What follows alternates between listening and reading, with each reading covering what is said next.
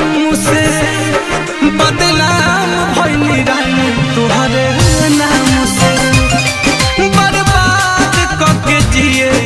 आराम से बदनाम भइली रानी तुहरे नाम से।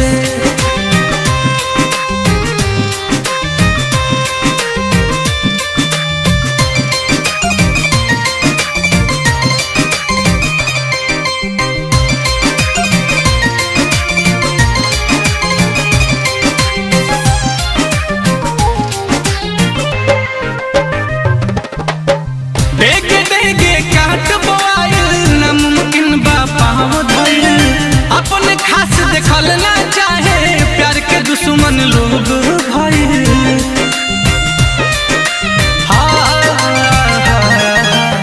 डेगे डेगे काट बोआइल नामुमकिन बापा धई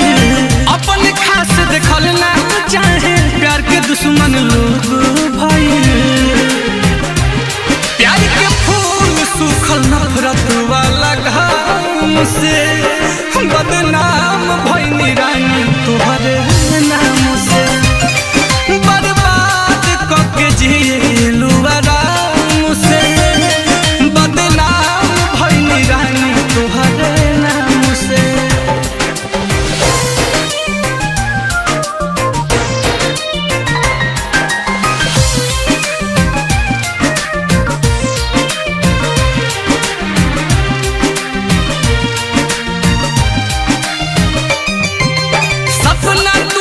शीशा जैसे दिल चकना चूर भइल नीलकमल अखिलेश कलेश में मुएला मजबूर भइल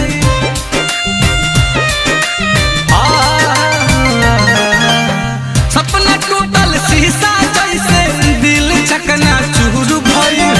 नीलकमल अखिलेश कलेश में मुएला मजबूर भइल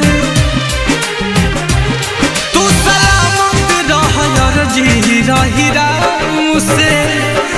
बदनाम भइली रानी तुहरे नाम से बर्बाद करके जिए